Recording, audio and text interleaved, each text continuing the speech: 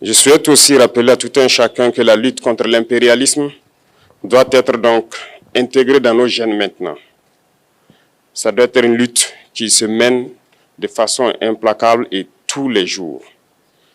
Quand je prends dernièrement les propos d'Emmanuel Macron sur l'Afrique, eh bien, tout Africain conscient devrait donc comprendre très vite tout ce qu'il a pu nous dire et qu'est-ce que ça signifie. Le général Tiani a dit il n'y a pas longtemps du changement donc de tactique ou de stratégie des forces françaises en Afrique. Et je pense qu'il est venu le confirmer. Il s'agit de dissoudre et de garder un dispositif socle. Et Emmanuel Macron l'a si bien dit qu'on ne peut que le remercier pour cette sincérité. Même si certains ont voulu mettre la poudre aux yeux de leur population, mais la réalité finit par rattraper aussi. Ils ne partiront pas de certains pays. Ils ont juste dissous le dispositif. Vous ne les verrez plus dans des bases, mais dans les ambassades, ils seront là. Ils vont constituer des sociétés de sécurité pour sécuriser leurs sociétés qui existent dans ces pays-là. Mais les soldats seront là.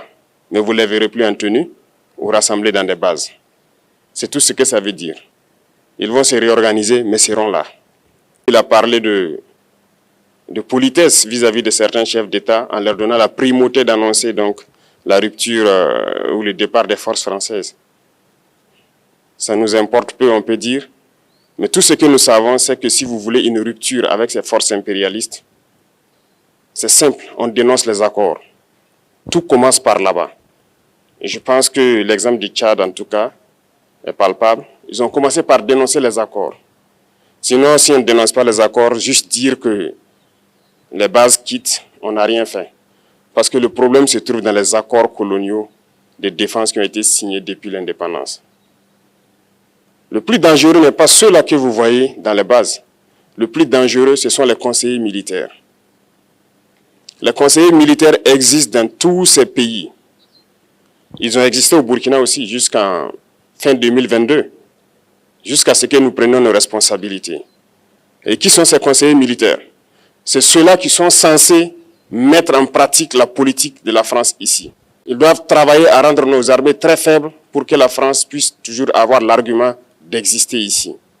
Voilà un peu comment ils travaillent. À l'état-major général des armées, dans tous les états-majors d'armée, dans les écoles, c'est eux qui sont censés nous dicter la politique de notre armée. C'est eux qui nous disent combien recruter, quand recruter et qu'est-ce qu'il faut en faire. Ils sont dans les écoles pour nous dire comment il faut les former et ainsi de suite. Tant que ces conseillers militaires sont là, vous n'êtes pas indépendant. Votre armée aura juste l'apparence d'une armée qui sera là en train de faire des parades, du cirque. Mais lorsque viendra la guerre, vous vous rendrez compte que la parade, c'est une chose, mais la guerre, c'est une autre chose. Il faut rompre les accords. C'est la seule façon d'avoir une armée indépendante et se construire, être fort. Mais beaucoup de gens ne le comprennent pas peut-être. Et même avec ces accords, la France choisit dans nos États des élèves officiers pour aller les former. C'est à travers ces mêmes accords.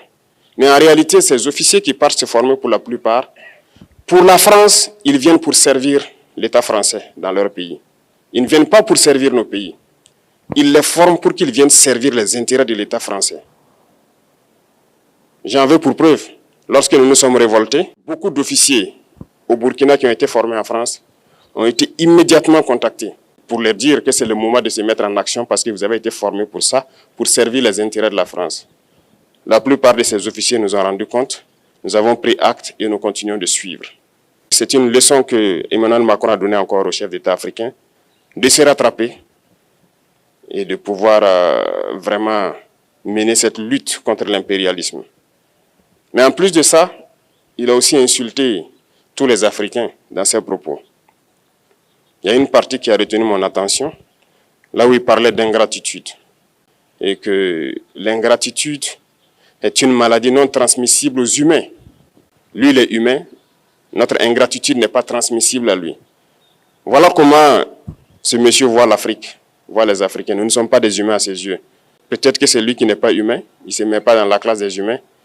Mais s'il y a bien un ingrat, c'est bien lui. Je pense que s'il n'est pas athée et qu'il prie, À chaque matin qu'il se réveille et qu'il prie, il devrait aussi prier les Africains. Parce que c'est grâce à nos ancêtres qu'il existe aujourd'hui une France. Il devra nous prier. À ses yeux, nous ne devons pas être des humains, nous sommes plus que des humains. Ce sont des messages très forts qu'il passe. Moi, je pleure le peuple français. Mais quand même, il est bien pour l'Afrique. Il est un mal nécessaire pour nous. Ceux qui veulent se réveiller, se réveillent. Ceux qui ne veulent pas se réveiller, comme on le dit, on ne peut pas réveiller quelqu'un qui ne dort pas. Les Africains doivent se réveiller. Nous devons travailler à être indépendants, à faire au moins ce que nos peuples connaissent le bonheur. Et la lutte contre l'impérialisme, c'est ça. Il faut décoloniser les mentalités, prendre en compte toutes ces données-là, parce que le monde nous donne tellement d'exemples à voir. Pour eux, il n'y a pas de morale. Ils peuvent vous désigner aujourd'hui terroriste, mais demain, vous êtes un héros, par leur simple bouche. Ils décident de ce qu'ils font.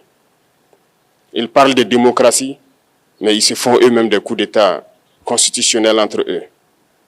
Ils parlent des droits de l'homme, mais ils déciment des populations ailleurs.